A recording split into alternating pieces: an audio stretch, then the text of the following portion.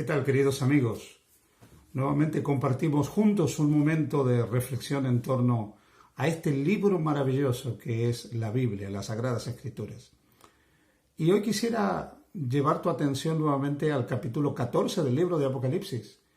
En el capítulo 14, desde el versículo 6 hasta el versículo 12, encontramos lo que llamamos el mensaje de los tres ángeles.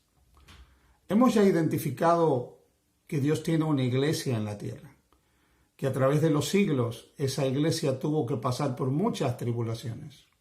También mostramos que luego de ese largo periodo de persecución de 1260 años, que comenzaba en el año 538 después de Cristo y terminaba en 1798, en algún tiempo posterior a ese periodo aparecía un remanente, el resto, que descienden de esa iglesia que durante siglos fue perseguida.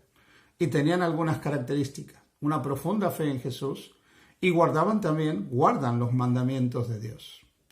Y dijimos que ese remanente está llamado a dar el último mensaje a este mundo, antes de la segunda venida de Jesús. Ese mensaje, el mensaje de los tres ángeles, es el que está en Apocalipsis capítulo 14, versículos 6 al 12. Cada uno de esos mensajes tiene un contenido muy importante. Hablamos ya de que ese mensaje es dado en el contexto de la llegada de la hora del juicio, anunciando el evangelio eterno a toda nación, tribu, lengua y pueblo, para que todas las personas puedan conocer el amor de Jesús y la salvación que viene a través de Jesucristo, pero también mostrando que el juicio de Dios había llegado, porque ese gran periodo profético de 2300 años mencionado en Daniel 8:14 había llegado ya a su cumplimiento, y por lo tanto el juicio de Dios ya estaba en acción. Pero también Apocalipsis capítulo 14, versículo 6, nos invita a adorar al Creador. El versículo 6 y el versículo 7 de Apocalipsis 14, luego que dicen que ha llegado la hora del juicio, recalcan en el versículo 7 diciendo a gran voz, temed a Dios y dadle gloria, porque la hora de su juicio ha llegado. Pero la última parte del versículo 7 es muy significativa.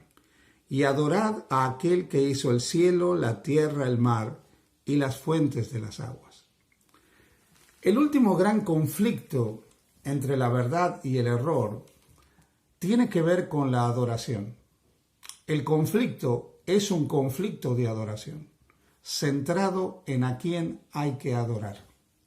Y la invitación que nos hace el mensaje del primer ángel es: adorad a aquel que hizo el cielo, la tierra, el mar y las fuentes de las aguas.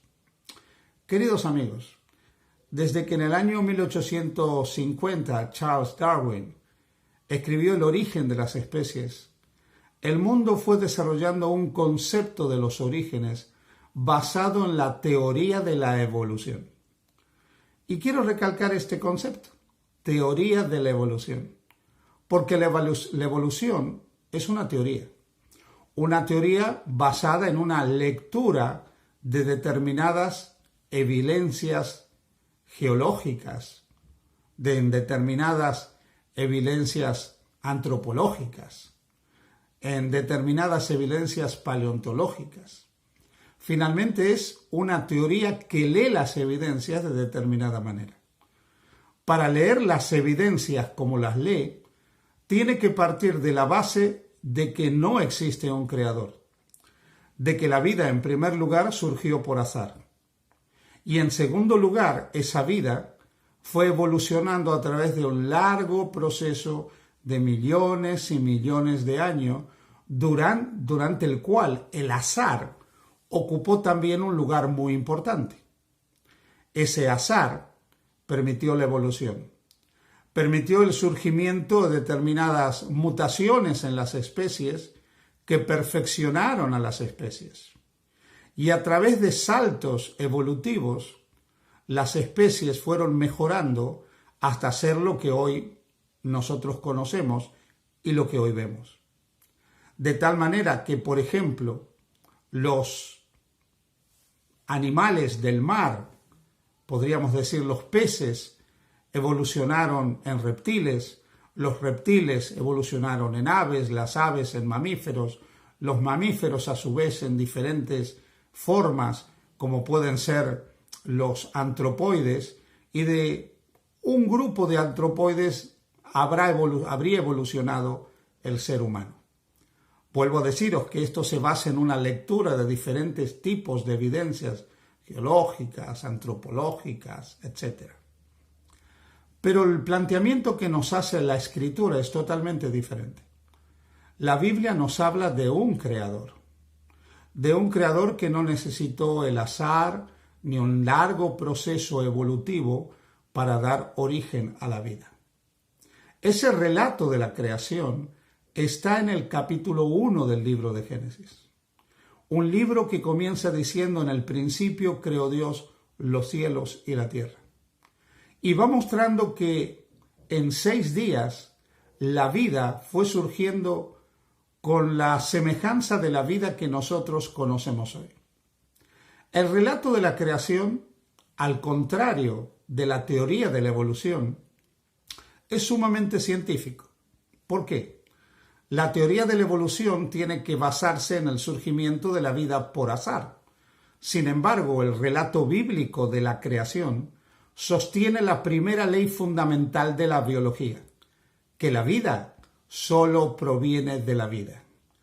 Nosotros científicamente no podemos demostrar que la vida surge por casualidad. Y la Biblia sostiene eso.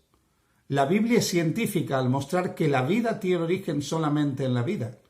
La vida de Dios, preexistente a toda vida, dio origen a las diferentes formas de vida que hay en este planeta. Pero luego que Dios creó la vida animal y la vida vegetal, dotó a esa vida con la capacidad de seguir dando origen a la vida según su especie. Lo segundo que nos muestra el relato de la creación es que no surge el orden del caos, como lo enseñan las leyes de la termodinámica. Por lo tanto, el caos no puede producir orden.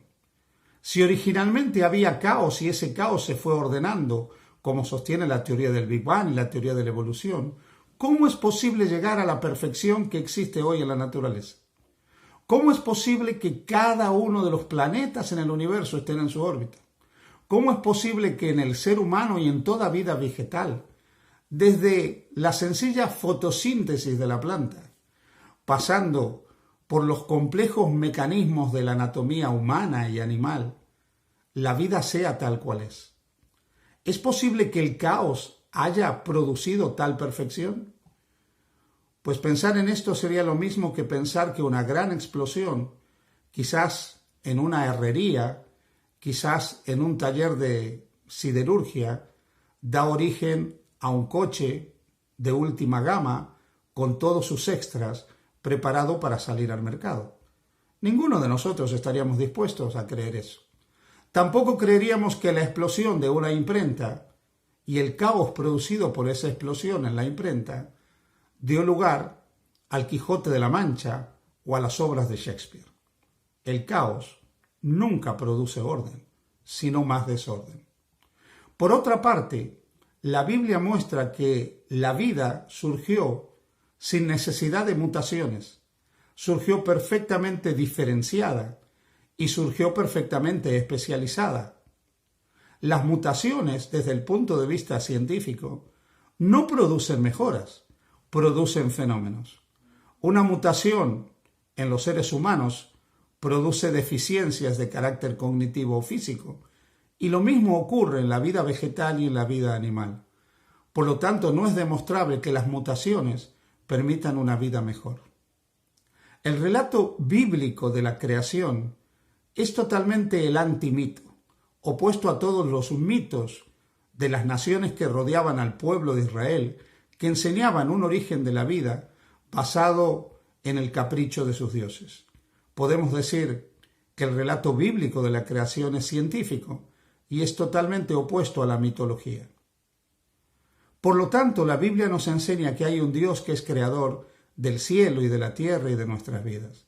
Un Dios amante, un Dios misericordioso, bondadoso, que ha provisto todo lo que nosotros necesitamos para una vida feliz. Ese Dios, en su amor y en su cuidado, decidió enviar a su Hijo para que nosotros tengamos vida, una vida abundante. Decidió enviar a su Hijo para deshacer lo que la caída del ser humano en el Edén había producido y traer nueva esperanza y la posibilidad de que vivamos en un Edén restaurado, donde no haya sombra de mal, de dolor, ni de sufrimiento. La Biblia nos invita a creer en ese Creador y darle honra, porque Él es el Creador del cielo, de la tierra, del mar, de todo lo que existe. El Creador de nuestra vida, el Creador de nuestra existencia. Tenemos un Dios maravilloso en el cual podemos confiar, que tiene todo poder para solucionar nuestros problemas, para cambiar nuestro carácter, para traer santidad a nuestra vida, para darnos el perdón a través de Jesús. Y en ese Creador debemos confiar. No necesitamos vivir como huérfanos en este mundo, ni necesitamos pensar que no podemos cambiar, ya que lo que nosotros somos finalmente es la evidencia de nuestro origen animal, y aquellos impulsos o malos rasgos de carácter no pueden ser mejorados ni dominados, ya que muestran el antiguo antropoide que tenemos metido dentro de nosotros. El hombre puede ser mejor, el hombre puede superar sus defectos, el hombre puede superar sus fallos y crecer, porque la Biblia dice que nosotros hemos sido creados a imagen y semejanza de Dios, y Dios nos otorgó los atributos comunicables de su amor, como puede ser la bondad, la misericordia, la compasión. Podemos permitir que esos atributos aparezcan en nosotros, al igual que la santidad. Si nosotros creemos en un Dios creador, autor del cielo, la tierra, el mar y toda forma de vida, podemos vivir de una manera diferente. Podemos relacionarnos con nuestro prójimo de una manera diferente. Podemos enfrentar la adversidad de una manera diferente y podemos mirar el futuro de una manera diferente. Así que te invito a creer en ese Dios, creador del cielo y de la tierra y del mar. El remanente de Dios que estará preparado para la segunda venida de Jesús, no solo creerá en el Evangelio, no solo estará confiado en la hora del juicio, sino que tendrá la bendita certeza de que su vida está escondida en las manos de aquel que trajo la vida de la nada, por su palabra, cuando Él mandó y existió. Te invito a creer y a confiar en ese Dios. Que el Señor te bendiga.